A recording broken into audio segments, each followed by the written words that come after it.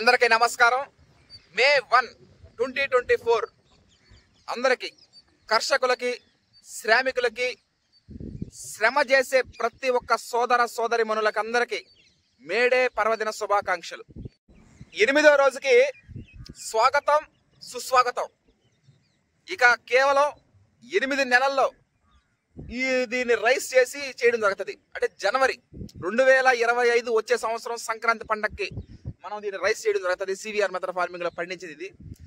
అంతకన్నా ముందుగా వచ్చే నెలలోనే నెక్స్ట్ మంత్ జూన్లో RNR 15048 తెలంగాణ సోనా షుగర్లెస్ ని రైస్ గా చేయడం జరుగుతుంది. Thank you.